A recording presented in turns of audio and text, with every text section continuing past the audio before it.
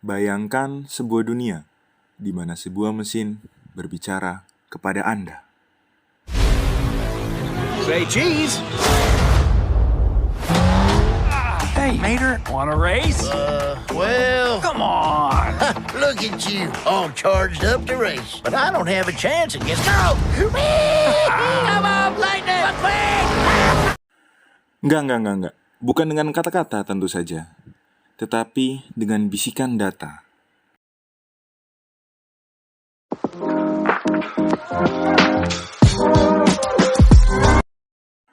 Iya, data.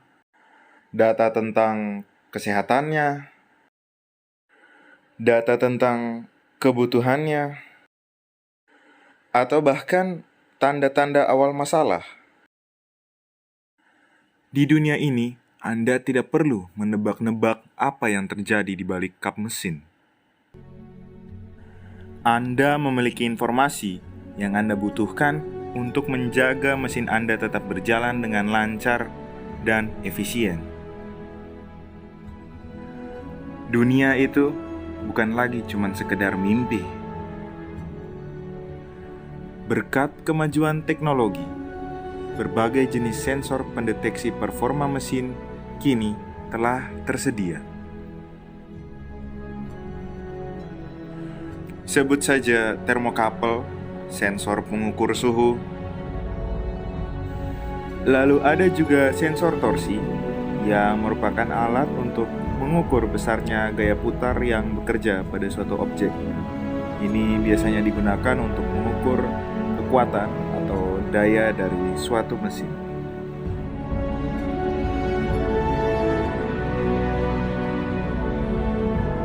Selain kedua jenis sensor tersebut, tentunya masih terdapat banyak jenis sensor yang lain menurut fungsinya masing-masing, di mana hasil pengukuran dari sensor-sensor tersebut dapat digunakan untuk melihat gambaran dari keadaan mesin yang telah diukur menurut kebutuhannya.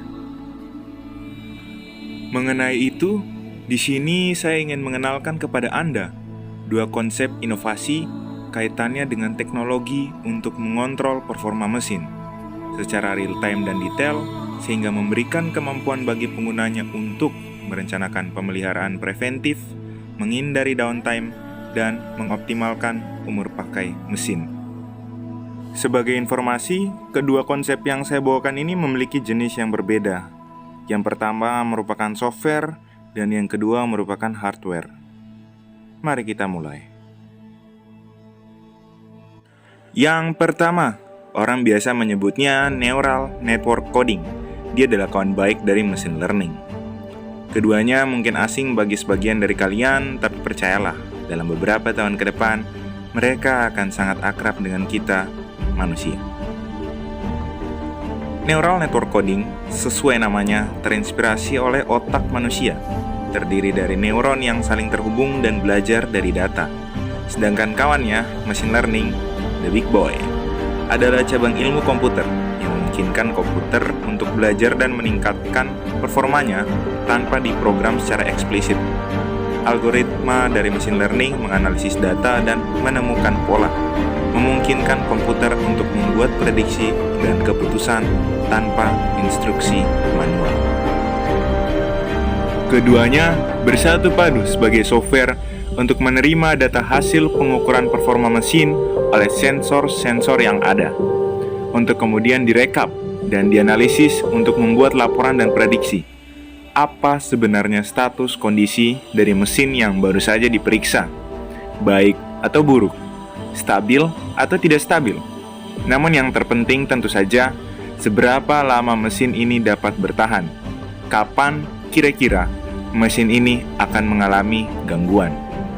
Informasi seperti ini sangat mahal harganya di dunia industri, dan dengan kedua software ini, informasi tersebut dapat dengan mudah didapatkan. Yang kedua, hardware. Di hadapan kalian sudah muncul benda yang kami namakan MSS atau mesin sensor super. Konsep yang kami bawakan ini terdiri dari software dan hardware yang sebenarnya terinspirasi dari cara kerja komputer, antara sistem operasi seperti Windows sebagai software dan perangkat keras seperti CPU untuk merealisasikan program yang telah dirancang. Kami menyebutnya super karena ini adalah manifestasi dari ramuan beberapa ilmu teknik industri. Sebut saja otomasi, pengendalian kualitas, hingga sistem terintegrasi. Bagaimana tidak? Sensor di hadapan kalian ini adalah kepala dari sekian banyak subsensor yang ada pada suatu mesin, di mana untuk cara kerjanya, sekian banyak subsensor tersebut akan mengirim data hasil pengukurannya kepada sensor kepala ini, lalu dikirimkan kepada divisi quality control untuk dilakukan rekap dan peramalan menggunakan dua software yang sebelumnya kita bahas.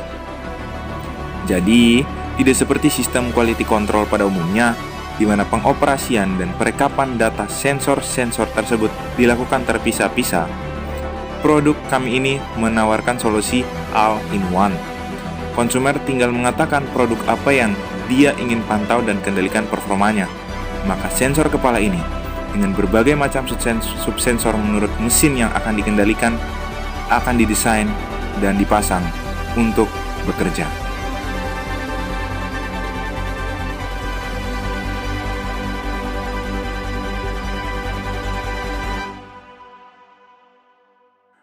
Agar lebih jelas, saya akan mencoba membawa studi kasus, dalam hal ini mesin es krim, dalam penerapan mesin sensor kami. Jadi, ini adalah gambaran komponen penyusun mesin es krim. Bisa dilihat bahwa ini terdiri dari beberapa bagian, sebut saja freezing cylinder sebagai tempat mendinginkan es krim setelah diolah atau dicampur pada mix hopper. Lalu ada driven motor atau motor penggerak yang berfungsi menggerakkan subkomponen penting seperti kompresor dan pompa. Nah, melihat dua komponen ini saja, paling tidak kita bisa menyadari kemungkinan penggunaan 3 jenis sensor dalam mengawasi performa masing-masing. Sebut saja sensor suhu untuk mengawasi suhu freezing cylinder, sensor waktu untuk mengawasi waktu beku ataupun cairnya es krim di freezing cylinder, dan sensor torsi untuk mengawasi kecepatan putaran yang dihasilkan berkaitan dengan kinerja motor penggerak itu sendiri. Untuk visual lebih akurat, kami akan menunjukkan penggunaan sensor level ultrasonik pada mix hopper mesin es krim ini. Mix hopper sendiri berfungsi sebagai wadah menyimpan dan mengaduk bahan es krim. Berangkat dari definisi dan fungsi dari mix hopper tersebut, kami menilai bahwa salah satu sensor yang paling cocok untuk mendeteksi performa komponen ini adalah sensor level ultrasonik, di mana sensor ini berfungsi memeriksa kapasitas penyimpanan wadah, apakah sudah penuh atau belum, atau bahkan kurang. Caranya adalah dengan memantulkan energi ultrasonik ke bahan es krim untuk mengecek ketinggiannya. Lalu sesuai programnya, hasil pemantauan akan dikirim kepada sensor utama melalui kabel yang ini. Lalu kemudian sensor kepala akan mengirim hasil pemantauan kepada QC atau Quality Control. Dan pada akhirnya kumpulan data tersebut direkap dan digunakan untuk dianalisis agar memungkinkan pemilik untuk merencanakan pemeliharaan preventif, menghindari downtime, dan mengoptimalkan umur pakai mesin. Oh ya, untuk secara spesifik sensor kepala, kami secara konsep ingin menggunakan bahan yang terbaik, yakni aluminium, yang secara teori baik untuk konduktivitas termal dan listrik yang tinggi, namun juga bermassa ringan. Lalu untuk kacanya yakni dari fiberglass, serat kaca yang terkenal berkualitas karena memiliki kemampuan isolator yang baik dan juga berumur panjang.